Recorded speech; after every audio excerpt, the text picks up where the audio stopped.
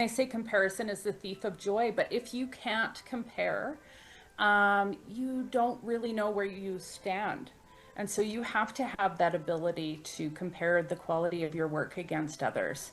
Winning a competition is the ultimate, you know, um, validation that you are, you are good at what you do. Yeah, I think that you have to be able to compare and figure out what you need to improve. Welcome to the Bold Brush Show, where we believe that fortune favors bold. Brush. My name is Laura Rinkelbeer, and I'm your host. For those of you who are new to the podcast, we are a podcast that covers art marketing techniques and all sorts of business tips, specifically to help artists learn to better sell their work. We interview artists at all stages of their careers, as well as others who are in careers tied to the art world in order to hear their advice and insights. For today's episode, we sat down with Christine Code, a fine artist and plein air painter who masterfully captures the living skies of Saskatchewan, Canada. Christine tells us about her journey of painting full-time for 20 years, having started with small sales on eBay and eventually growing her career and business through sheer dedication and willingness to improve. Christine shares her thoughtful perspective on building a successful art career, highlighting the importance of consistency and a strong work ethic. She encourages artists to paint regularly, even if only for short periods, and to always seek areas for improvement by comparing their work to the work of other artists one admires. Christine also tells us about the benefits of plein air painting, noting how it helped her refine her technique and better understand color and value. She also offers practical advice for managing commissions as well as working with galleries. Finally, Christine tells us about her upcoming exhibitions, including her participation in the 2025 annual Paint Out hosted by Plein Air Saskatchewan, as well as a charity event called Switch. Welcome, Christine, to the Bold Brush Show. How are you today? I'm great, Laura. Thanks for having me. I listen to the podcast all the time, so I'm just super excited to be part of it. Oh, I'm so happy to hear that because I not only appreciate, of course, when someone listens to the podcast because I'm always a little bit like, oh wow, that's great. Wow, I just put this out there and I'm like amazed when someone listens, but also that someone with such beautiful work as yours listens because I am absolutely flabbergasted by your skies. I think they are just so pleasing to the eye. Your compositions, your color use, everything. It just makes me want to go outside. Oh, thank you so much. Yeah, of course, of course. And that's, of course, why you're here as well, because I think you're someone who definitely has a lot of wonderful advice that you can share with our listeners who, once upon a time, that was you. And then, of course, it's still you. And you can tell us more about how podcasts have influenced you. But before we dive into all of that, do you mind telling us a bit about who you are and what you do? Yeah, my name is Christine Code. I'm an oil painter in Saskatchewan, Canada. I paint primarily landscapes and big skies. And I've been painting full time now for about 20 years. I didn't always make a living at it, but I did show up to the easel every day for the last 20 years or so. So, yeah. Dang, that's that is discipline. Yeah. Yeah, yeah. And actually, I am curious to know because, of course, you now you paint skies and these beautiful landscapes and everything. When did you start following the path of the artist, and then how did you end up deciding skies? Okay. So, well, I always loved painting. Like in high school, I had a really fabulous art teacher, and she was just so inspiring, not only artistically inspiring, but also just as a woman. And I just remember being drawn to painting. I just enjoyed it so much. Whenever we had a choice of medium, I would pick painting. And I was not the best artist in my class, but I just really wanted to paint. And then you make a painting and you get compliments on it, and it sort of becomes part of your identity. You just want to paint. And I remember asking my parents for oil paints for Christmas, and my dad built me an easel. And so it just kind of started there.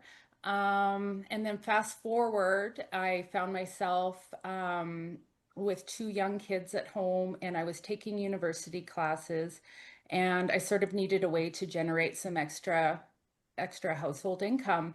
And I stumbled across the daily painters movement. So there was all these artists making small paintings every day, and some of them were listing them on eBay and getting fairly decent prices. And I thought, geez, if I could just make an extra $40 a day, that'd be a substantial boost to our income. So, and I loved painting, when I was younger, so why not get back into it? So I did. I practiced a bit, and then I finally made a piece that I thought was half decent, and I put it up there and it sold right away. And of course, that again is just really reinforcing somebody, opened their wallet and spent their hard-earned money on something you made. And it's just, so I was bitten. I had to keep going with it.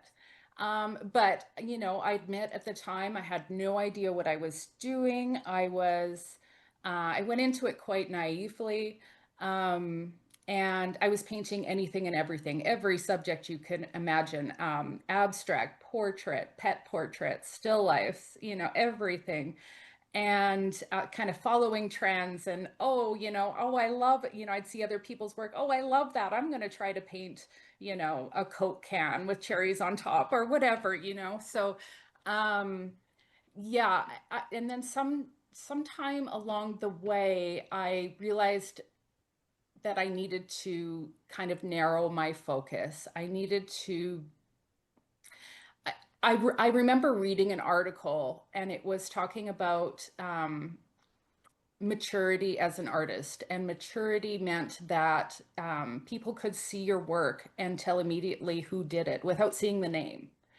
And I thought, oh gosh, I'm not there because I was sort of all over the place. And if there was anything I learned about painting all of those different subjects, is that the sky and the landscape really felt the most comfortable for me. I had the least struggle with it. And maybe it was my strength out of all of the things. So in 2021, I was invited to do a show at a small town venue, and I had decided that this was the show I was going to paint entirely landscapes for. And I think I painted 30 pieces for this show, all landscapes, and the show was really quite successful. In fact, after the show, the ladies had told me they had never sold that many pieces at one of their shows before. So again, this was, reinforcement that I was on the right track and I should keep going with this. And I think after that show, I sort of had this newfound confidence in my work. I was at the same time had started listening to art podcasts and realized how important it was to go out plein air painting, number one, and number two, to enter competitions and get your name out there. So I had this new confidence from the success of this show to enter my first competition. So I entered the plein air salon, and I I entered my art in the respective categories and paid. And then I realized afterwards that I could look at the competition. I could look at the web gallery. So I did. And I was able to deduce that I was definitely not in the top 10% of quality. I was maybe in the top 20, but not in the top 10. So I stopped entering competitions for, I would say, 4 or 5 months. And I really worked hard at improving my work. I figured out what I needed to do to improve my work. And I think plein air helped a lot with that. I wanted to bring my work to the next level by being more expressive, using thicker paint in that expression, and the thicker paint and in the abstraction, there's the implied detail. And that's what my work needed. And I also needed to improve my foregrounds, my land. My skies were already kind of there, but the land my land was really minimalist, and it just needed more work. So anyways, I took that 4 or 5 months, I improved my work, I entered again, and I won Best Clouds and Sky. And that month it was judged by C.W. Mundy. And yeah, so I was just, um, I was blushing. It was just amazing, tears in my eyes and everything. It was just, so validating, that I worked so hard to get there. And then of course, I started entering a bunch of other competitions and accumulated some awards. And somewhere along the way, my Instagram sort of blew up. I'm not sure how that happened. I was just rapidly gaining followers. I think something hit the explore page. I'm not even sure. I can't give everybody the recipe for that because I'm not sure. But and then um, galleries started contacting me for representation. So it sort of seemed to happen in a 3 or 4 year span. I just sort of rose up, and it still feels like such a very short time. But I did put my work in, and I did paint for 16, 17 years straight. And it was overdue, but it just seemed to happen so quickly. And I'm still kind of, like the imposter syndrome is still there. I'm still trying to catch up with myself and catch up with what's happening, and pinch myself every day. It's like, this is what I do now for a living. It's crazy. Yeah. Wow. Yeah. Wow. You mentioned so many things that, ugh, Yeah. I really love it because, from the very beginning to when you mentioned how, I wasn't the best in my class, right? When you were just starting out, you were just painting because you loved it. I think Mhm. that really exemplifies too how hard work always beats out any innate talent. I mean, talent is great, but if it doesn't build on that, then it's Mhm. like having nothing. And I've spoken to other artists who've also mentioned, like, I started like maybe I had a thing for art, but I wasn't really that good, but I really, really, really loved it. And in the end, that's what really Yeah. counts, because now here you are and Yeah. you're like, oh my gosh, things are happening and this is insane. Which I Yeah. really love because it also goes to show that all of those years that you put into working, that you put into making your art what you wanted it, right? Even if it was the exploring phase, because there is value to the exploration phase of being an artist, right? There's the whole like, what do I like? What's important to me? What am I good at? That I also enjoy because sometimes I don't know if it's happened to you or like you might be kind of good at painting something and it's like, but it's not really fulfilling, right? There's just Mhm. it has to be like both fulfilling and enjoyable and maybe a little bit easier. Um, but yeah, and then also attacking those weak points. I love that you mentioned like, oh, I did my competition and then I realized, oh, these are the parts that I need to get good. Right. Because that made the difference, right? Oh, mm, that's someone Yeah. who really cares. Absolutely, absolutely. And I think that you need to have that skill as an artist to be able to compare. I mean, they say comparison is the thief of joy, but if you can't compare, you don't really know where you stand. And so you have to have that ability to compare the quality of your work against others. And winning a competition is the ultimate, you know, validation that you are good at what you do. So yeah, I think that you have to be able to compare and figure out what you need to improve. Yeah, Yes, totally, totally, definitely. totally. It's so valuable because I understand it, when you're an artist and you really love doing what you do, and it can feel a little bit painful to know where those weak points are because it's like, oh no, like this is the stuff that I'm ashamed of, but at the same time, you need to know what that is because Yes. that's where you can improve. So Right. having that strength to also withstand that self-criticism or even hearing criticism from other artists who aren't, saying it in a mean way, they're trying to help you, then it really can, again, like you said, like you went from one year saying, oh, I'm not quite there, to the next year being like, whoa, best in show for skies. Dang, that's a Great. huge Great. jump. Yes. Yeah. um Yeah. well, in a few months too, it wasn't even that long, right? It was like, what? Like you spent just five Right. months Right. Yeah. Yeah, like I could recognize that I was almost there, but not quite. And yeah, anyways, and I think plein air work really helped me a lot with that, is particularly in the foreground in the land area of my landscapes, which where I was really lacking. And I really gave myself like a sort of crash course chunk learning by joining the when I had decided that I was going to start a plein air practice, a dedicated plein air practice. I entered the Strata Challenge, which is 30 days painting from life from Brian Mark Taylor and the Strata Easel Challenge. Mhm. And so that was sort of like a chunk learning because every day for 30 days, I was committed to going out and painting a plein air. And so that really kick-started and gave me a month's worth of solid practice in plein air. And yeah, it was remarkable when I went back to the studio after that, the improvements that on the work. So highly recommend if you're a landscape painter to go out and paint plein air. And even if you're, a still life painter or portrait painter to paint from life. I mean, it's just, I wish somebody had come to me, and shook me 20 years ago and told me to get out of the house and go plein air because I'd be, I don't know where I'd be now if I had been practicing it all along. And I have to say that I always felt really isolated. Like looking back, I had no idea what I was doing. And I'm in Saskatchewan, Canada. We don't have a really robust art market here, not like the US. Um, and I didn't have, Skip Whitcomb next door to go to a workshop, and I didn't have the means to, even if I, wanted to.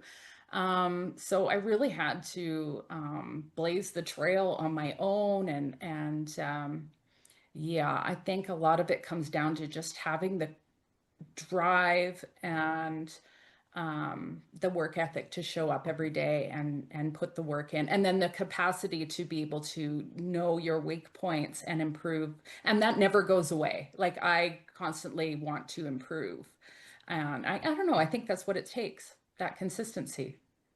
Yeah, I totally agree. And I really love that sense of openness that you have about like, okay, I love this painting, but where can I improve it? Because again, it's that you can make a million paintings, and if you're satisfied with all of them, I would be really worried. You know what I mean?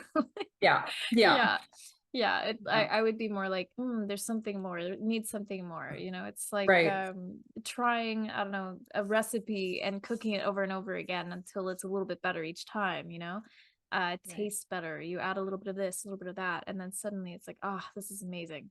Um, Yeah. yeah, and then I also wanted to ask you because you did have quite a really long experimental phase, and then of course you dove right into the skies. How have you found that your process has evolved? And then of course I'm curious to know too if you still do some plein air studies for your studio work as well. Mhm, mhm. Yes, I dedicate one day now. I dedicate one day a week to plein air. So rain, snow, shine, I'm out there plein airing. If it's snowing and cold, which it is for many months in Saskatchewan, I will just paint in the car. I have this little pochade box that fits perfectly on the steering wheel, and I just turn on the heat and turn on the music, and I just sit in my car and paint the winter landscape. It's actually the most peaceful, comforting. I love it. I actually really love painting it in the winter in my car. The resale value on my vehicle is probably not great anymore because there's paint everywhere. But I call it the plein air mobile. I should get personalized license plates on it. Mm. But yeah, so my process now, I generally work from a couple of different reference photos plus relevant plein air studies, and then I sprinkle in, past experience, memories, and sometimes imagination. Sometimes those happy accidents become, kind of a focal point of the painting. I really just sort of have a free flowing process where um, I don't hold anything in the painting really precious. I don't start with a very strict plan. And I just sort of do what's right by the painting in front of me all the time. So it's constantly evolving. If I don't like something, I scrape it out and do something different. And if I really like something, I sort of leave it, and maybe the painting is, kind of surrounds that one area that I just love. Um, yeah, and then for larger pieces, I am, for smaller pieces, I will do them often alla prima and finish them in one go. And for larger pieces, I am. um, letting them dry for about a week in between layers. Um, and I guess I sort of break the rule of thin to thick. I actually lay my paint on quite thick in the beginning, and then it sort of becomes a sculptural exercise by using my palette knife or soft synthetic and moving the paint around and pushing the cloud into the sky and the sky back into the cloud. And that's how I get those um, wonderful edges. And yeah, it's quite a free-flowing process, and I never know how a painting is going to end up. Yeah, so it's almost Yes. like real clouds. Yeah. You don't really know Yeah, where they're gonna how they're gonna end up. I mean, there's nothing more fun than looking at a cloud and just seeing it evolve as it that's goes right. through the sky. Yeah, and then that's actually something else I was curious about because I mean, of course, Saskatchewan is. You mentioned that it's the place with living skies, at Yes. least where you live. And I was curious also because yeah, you chose the skies because there's something you love, but was there something about them that also drew you to them besides the ease of being able to paint them? I think just the fact that if there's any freedom in a subject, it's got to be the sky. Nobody can ever tell you, no, that cloud wasn't there, wasn't shaped like that. Like I can make it any shape I want, and nobody can say that's wrong, as opposed to painting a portrait or, a still life, things kind of have to be a little bit correct, physically correct. So with the sky, there's just so much freedom. And yes, it's true in Saskatchewan here, it's a lot of flat farmland, and our provincial slogan is Land of the Living Skies. And that's because there's not much else to look at. But if you get up into the hills, and I'm only a 10-minute drive from the river, and there's river hills, and there's sage covered hills and trees and stuff like that. So there's a little bit more interest over there. But in my immediate area, it's just flat, arable land, and all you have to look at is the sky. So I did spend some time living in British Columbia in the mountains, and I only lasted about 8 months there, and I just felt so claustrophobic. I just wanted to come home where I could see the horizon. So I'm definitely a prairie girl. Um, yeah, so I don't know. I think that's what drew me to the skies, definitely, is the freedom of expression that I can have in the sky. And, nobody can tell me that you follow a few simple rules in the sky to make it believable. But other than that, the shape of the clouds and all of that is really a free flowing process. You can do whatever you want. I love that. That is true. Yeah. That is true about the clouds. Um, they definitely are very forgiving in that sense. I think if anything, it makes them kind of hard to pull off because they're so abstract, right? You can't like yeah, it'll look cloud-like, but then how do you make an abstract cloud-like thing look beautiful? That's I think that's where the challenge really comes in of moving something in one direction so that the composition flows nicely. Right, right. And I think that's where some training in composition comes in, and then also having your values very subtle and close. Where you the sky should be its own value plane, and usually the lightest value plane in the landscape, right? And then your vertical aspects, like your trees, should be your darkest value plane, and then the land itself would be your middle. So if you consider the sky all its one value plane, the value shifts within the sky should be very, very subtle. Um, and I think a lot of people confuse chroma for value, and that's where they get into trouble, maybe in the sunsets. So I'll tell you, when I first start a painting, when I finish a painting, I scrape my palette down and I save that muddy pile of gray. And so when I start a painting, that's the first thing I put on my palette is that muddy gray, and I just use that to sort of desaturate colors, knock things back a bit. I just use it wherever necessary, and that keeps me because everything in nature is actually really gray. when you go out in plein air, that's the thing that hit me most was how gray everything in nature is. You think that leaf is green, but it is actually really quite gray, gray green. So, and it's, it's just a really great exercise if you don't have time for a plein air painting, even just to go out and try to color match something. And you'll find like you're looking at that derm field and you think it's yellow ochre and maybe a bit of white, and you try that and it's not. It's so much grayer than that. You need red in there, you need blue, you need, So that's a really great exercise, is to just mix those colors outside and hold it up to the thing you're trying to color match. And yeah, it was a revelation going out and plein air. I think prior to plein air, my values were way off. And I was probably way too saturated, which is what happens when you're painting from photographs, right? Yeah, yeah. Totally. If you've been enjoying the podcast and also want to be able to ask our guests live questions, then you might want to join our monthly BoldBrush live webinars, where our guest artists discuss marketing tips, share inspiring stories, and answer your burning questions in real time.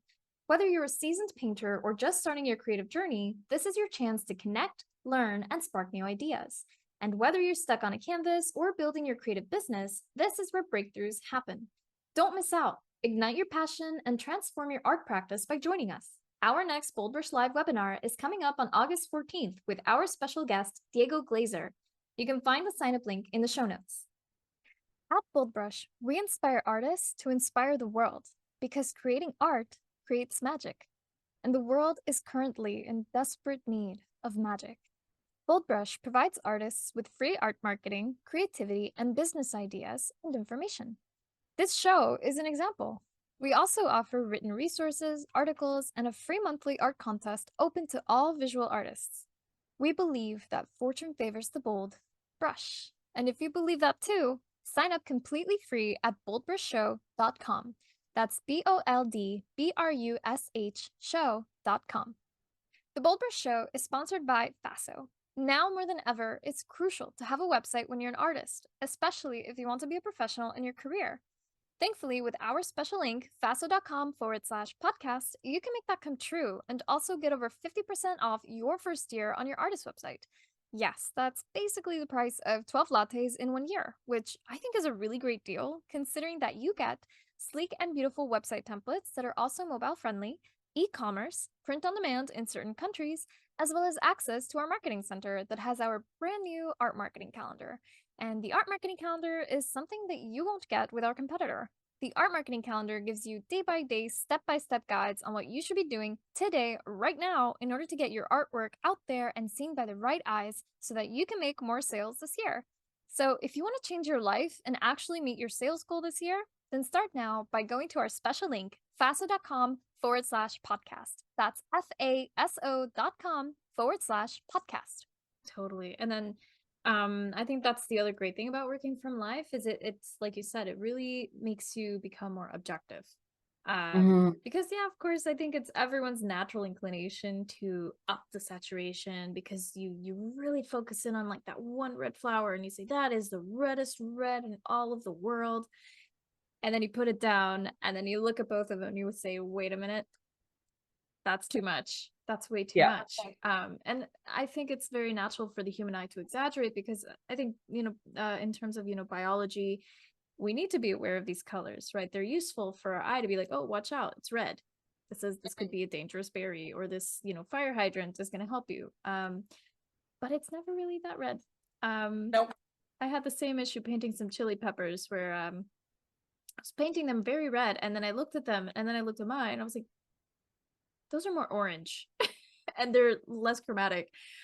So I had to remix and repaint these chili peppers because they really, wow, red is another beast that is very difficult to paint. But yeah, just being aware of those actual natural colors and how gray they all really are. And I feel like, mixing that gray pile is so useful because that really is the almost like the unifying sort of gray, right? Where it's everything has maybe a little bit of it. And then suddenly it's like, okay, wow, it's all harmonious because everything is within everything a little bit. Not all the time, but yeah. Right. Right. Well, and everything is so relative within a painting, Mhm. right? So whatever you have down, everything has to relate to what you've already put down.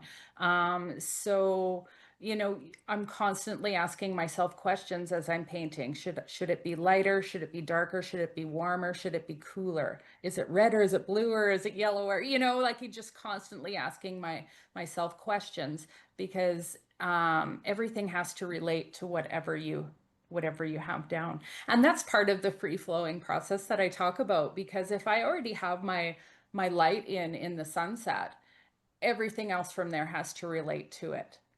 Or else, and if it's just not working, then I've got to go back to zero and start over again. Because you know, color, I don't know.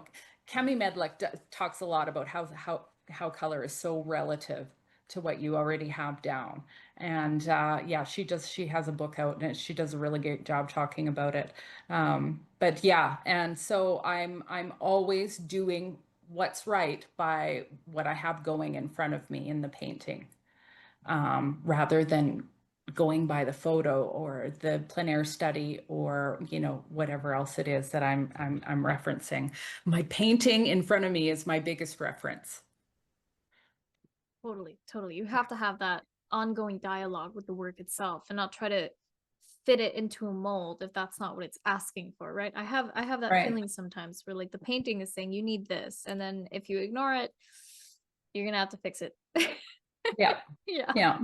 Yeah. Yeah. And then I also wanted to ask you, when was the moment that you realized, oh my gosh, I'm making a living out of this? What was that like for you to really notice that?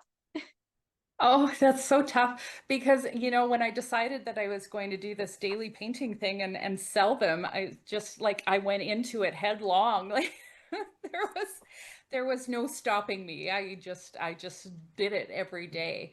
And I still remember the first month that I was able to afford the household groceries for the month just on painting income alone. And that at the time was like a huge accomplishment. I was so proud. And then of course your goals change over time and as you progress your prices increase and you just get better and better. Um, so making a living, my goodness. I and I took commissions like crazy in the beginning too. So that helped a lot as well. I think that I was very good at supplementing the household income for about 15 years. And then maybe in the last five, I've been um, doing really well, making a full-time living, I would say. Yeah. Yeah. Awesome. Oh, Yeah. I think that's so great because that's of course the dream of every artist. And actually that also brings to mind because you went through a bit of like that time period of experimentation, and then you mentioned to me before that you somehow, started hearing all these tips from different podcasts or from different articles. What would you say was the biggest piece of advice that really made a difference in your artistic career? Oh my gosh. There's so much information in those artist interviews, in those podcasts. Because all of these interviews, they're successful artists. They've already been through the ropes. They've already made the mistakes and are teaching you to learn from that. And I don't know, there's just so much information in them. I think the biggest thing besides painting from life or painting plein air would be just consistency. Consistency in all things. If you are consistent, that communicates that you are serious, you're not going away, and good things will come your way if you just keep at it. So, you have to be consistent in showing up to the easel every day, consistent posting on social media, consistent in entering competitions. I really think that that is a huge marketing avenue. You don't want to just enter a competition one month and then drop off the face of the earth. You want to keep entering month after month. The more places your name is, the more times your name appears. It's like, it's like watching that television commercial over and over again. It just starts to cement in people's heads and they remember your name. So I don't know. I think that's the recipe, just consistency in all things and having a strong work ethic. I definitely have a type A personality. I have several schedules and lists of things that I have to do and schedules to follow. And yeah, I paint 6 days a week and about 8 hours a day. And yeah, it's great though. I love it. I love it. Yeah. Yeah, yeah, totally. I'm totally on board with that because I think that's probably the hardest part is that consistency. It's a little bit Yeah. like that tortoise and the hare, fable where Yeah. the hare just like, oh, well, I'm almost there. I'm going to take a nap. And the tortoise just working at it, working at it, working at it actually wins, right? Mhm. And I think that really that's I think the best representation of how this career can really work because I understand a lot of people might come into becoming an artist and think, oh, I want to be famous overnight, basically, because there's so many Mhm. wonderful, successful artists on Instagram. But one Yeah. thing is what we think we see because of Instagram, because it's so curated, we don't really know how much work goes Yeah. into stuff. And then there are people who are honest and they say, no, this takes a good 10 years to really start kicking up a little bit. And that's Yeah. not for every artist. I Yeah. think 10 years might be the average, but it really depends on a lot of factors, right? But Right. yeah, just having that consistency is so key. Totally, totally, Yeah. totally. Yeah. I think it's so important. And you get that compliment all the time. Oh, you're so talented. And I feel like that's sort of, like I said, I was not the best artist in my class. I really wasn't. But I stuck with it. And I don't think those best artists in my class back in high school, I don't think they are professional artists today. And so they didn't stick with it. But I tell everyone if I played golf for 8 hours a day, 6 days a week, I think I'd be pretty good at golf by now. You know, Tiger Woods didn't just decide one day to play golf and be good at it. And I've taught workshops where people say, "Oh, I just don't have it. I don't have the talent." And then they tell me that they've only painted 6 times in the last 10 years. And it's just like, no, you've got to do it every day. You've got to show up every day. If you haven't painted since grade 2, that's what level you're painting at. You don't just magically gain levels because you're 20 years older. You have to do the work. And I don't think there's any real shortcuts. I think you just have to put the work in. Totally, totally. Yeah, And I find it so interesting that people will say about painting that like, oh, I just don't have it. And then one of my favorite comparisons is, of course, also like musical instruments.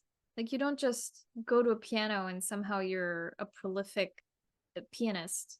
It that's takes right. many years. And to top it off, if we want to make it even more a deeper comparison with painting, right? I'm pretty sure every pianist out there still plays their practice like do re mi's Yeah, the again and scales. again. Yeah, They just play all of their scales, all the fundamentals to warm up, to remember, to continue to do the thing. And artists do that too with painting, and we should continue to do that with painting. Just you saying, yeah, I go out to plein air at least once a week, right? That's doing your fundamentals, that's doing your yeah, scales. So I think it's very funny that people, for some reason, have excluded painting from the list of things that do require practice and foundation and skill, not just, oh, I'm just naturally good at it. I don't know when that happened. yeah, So it's always great to yeah. remember that. But Yeah, yeah, it's definitely like they mean well and it's a well-meaning compliment and they maybe don't know what else to say instead, but it always just, kind of because it kind of negates all the hard work. It's like, I wasn't born painting this way, like I've been working my butt off, and I still am, so yeah, it's just it's a pet peeve of mine. yeah, yeah. I relate so deeply to that. And then I also want to ask you, career-wise, have you had any recent aha moments that really shifted your perspective? Yeah, I would say, like I said, I've always taken commission work, and commissions kind of drag you down, especially if the client is really prescriptive about what they want. And of course, now that I'm showing in all of these galleries and selling, the work that does come from my heart, I can be a little bit more picky and choosy on the commissions I accept. Um, but recently, commissions just are pressure, no matter what. But I've recently devised a system that helps alleviate some of that pressure. So let's say a client asks me for, they say, oh, I love your sunsets with the peachy tones, but I need a 40 by 40. I will say, okay, I'm going to paint you two or three 40 by 40s with the peachy tones for you to choose from. And that has been really great for all of us. It takes the pressure off me to get it right in that one shot. It takes the pressure off the client to be stuck with the one and only painting you do for them. They have choices now. I mean, what's better than that? And also, whatever gallery this commission is through, I'm sending them all three paintings, and the client picks one and the gallery has more stock. It can hang the other two on the wall and sell them. So it's a win-win for everybody. And you know what? Once in a while, the client will say, well, you know what? I have room for two. So they actually take two. So, that's just a bonus. So that's how I've been dealing with commissions lately. And it's been working out really well. It really takes the pressure off everybody. Um, because the more parameters a client puts around a painting, the less free I am able to make those choices. And sometimes it just ends up in a jumbled mess because their vision doesn't match my vision. And I can't take the painting to where, I want to put out my best work. So if I offer three options, that way I can make my three best paintings with the peachy sunset colors, and they have the choice. Mhm. And yes, so if you are showing in a gallery, just a piece of advice, and you get a random email and somebody asks for a commission, always ask that collector if they found your work in a gallery, or did they just find you through a random internet search, how they found you. Because if they saw your work in the gallery first, you should run that commission through the gallery. It's just good business. It establishes trust with your gallery, and it just builds that good business relationship with your gallery. So you should always honor that. Um, but yeah, anyways, that was sort of an aha moment. That's how I deal with the pressure of commissions now.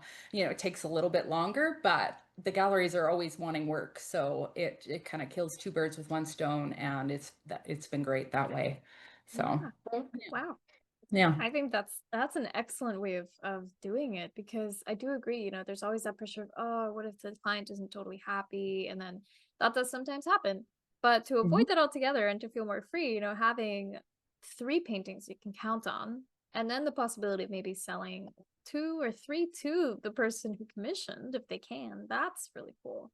But even Yeah. just selling the one and then having a Yeah. gallery to fall back on, that's absolutely Yeah. great. That's a really great piece of advice for anyone out there who's, actually enjoys painting a lot and doesn't mind doing three paintings to offer someone who's commissioning. I think that's a really great piece of advice. And then I also wanted to ask you, if someone wanted to become a full-time artist, what piece of advice would you give them?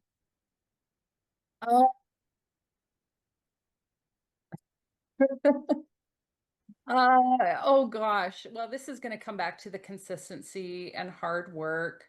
I realize some people have, full-time jobs and they don't have the time to put in, but even if you can just put in 20 minutes at the end of the day just to increase your skills, and take a few workshops from a few of your favorite artists.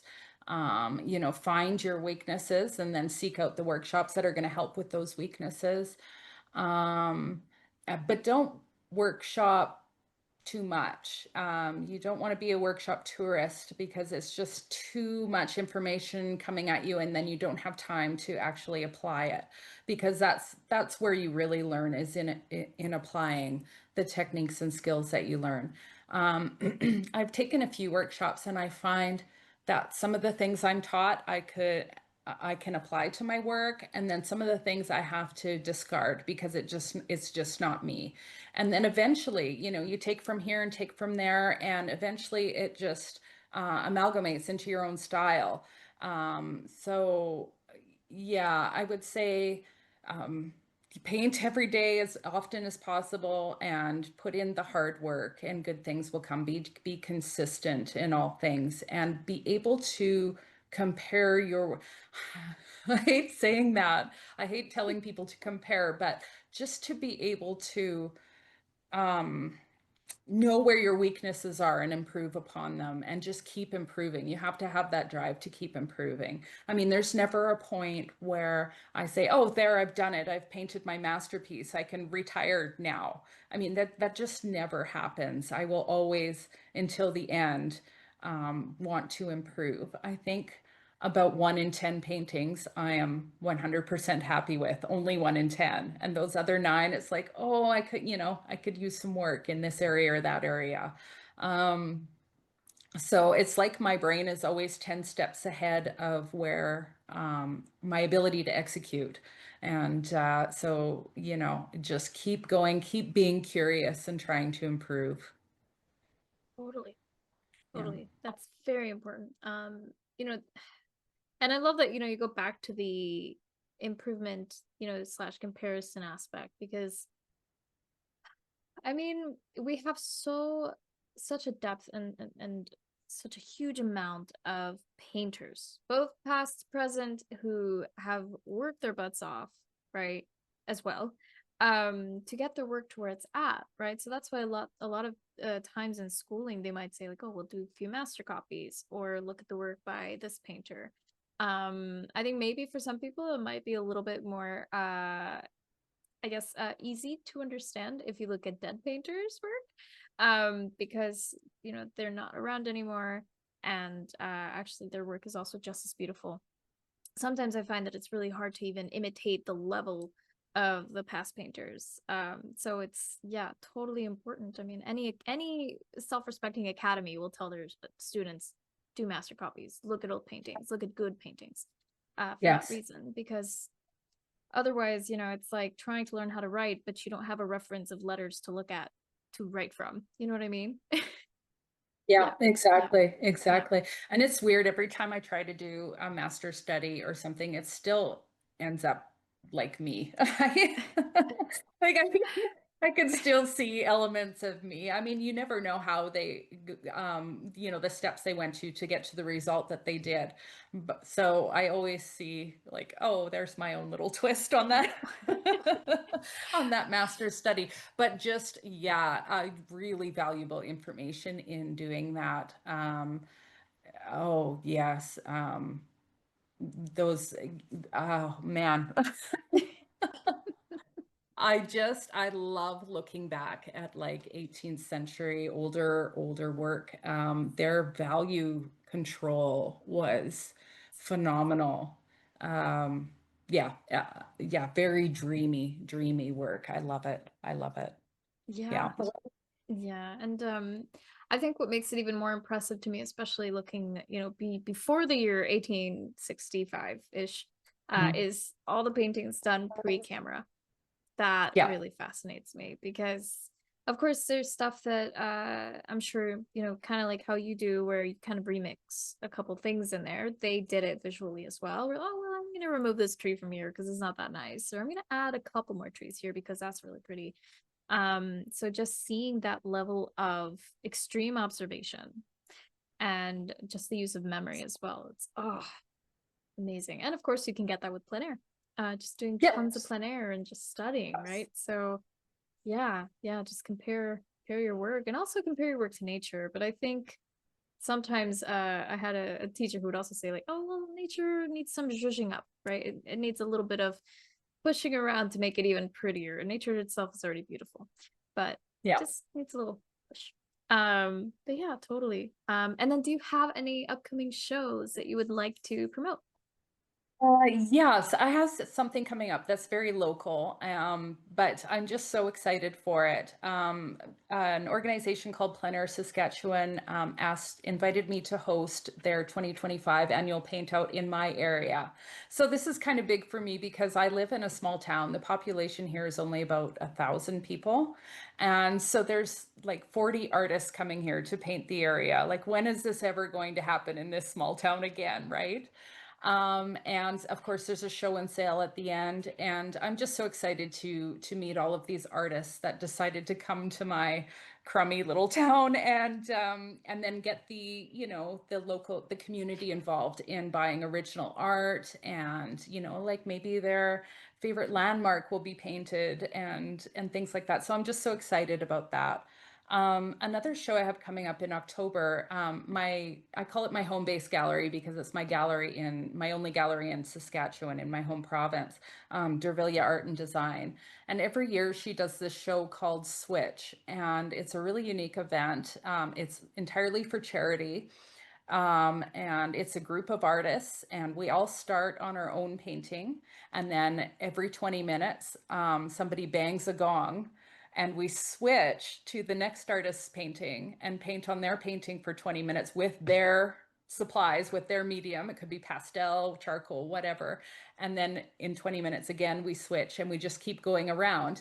And then, at the end, some of the paintings are jumbled mess, and some of the paintings are just like, wow, really wild and creative. And then the paintings are all auctioned for charity. So it's just a really fun, interactive event. The crowd kind of gets involved. You're working on someone's painting, and the crowd's behind you going, ooh, oh, don't do that. Oh, yes, do that. So it's just really fun. Other than that, I think most of my galleries have holiday, like Christmas type shows where smaller, affordable works. Um, but yeah, other than that, that's what I have going on in the near future. Yeah, that sounds really fun. I can only imagine how interesting it could be to mix, your style with someone else's style with someone else's style all in one painting. That must be quite an interesting event. I would love to try that out. And then where can people see more of your work? On my website, christinecode.com. I also post on Instagram almost every day. I try to post every day. That's at Christine Code Fine Art. And I'm on Facebook too, Christine Code Fine Art on Facebook. Um, I love my website because, you can sign up for my newsletter there and art alerts. I love the art alert function. Um, and yeah, that's about it. I'm in a few other places, but those are the big ones. Awesome. Awesome. Well, thank you so much, Christine, for this wonderful conversation. If anything, I feel even more enticed into going out to do some plein air, even though every single plein air painter guest I've had has always encouraged me deeply. And it's been a few years now, and I always say, I'll try it, but I'm still terrified, but I might try it. Yeah, Yeah. there's such a wealth of information out there on plein air painting, and I mean all the I listen to so many art podcasts while I'm painting. I listen to them all, and it's just every day I'm learning something new, and I don't think there will be an end to the knowledge. So, that would be another one of my best advice for artists is to listen to other artists' interviews because there's just so much information imparted. Totally. Yeah, Absolutely. Well, yeah. thanks again, Christine, and happy painting. Well, thanks so much, Laura. This has been a fabulous conversation. Thanks for having me. Yeah, of course. Hopefully I will have you again in the future. You never know, you might be a Sure, returning guest. that'd be great.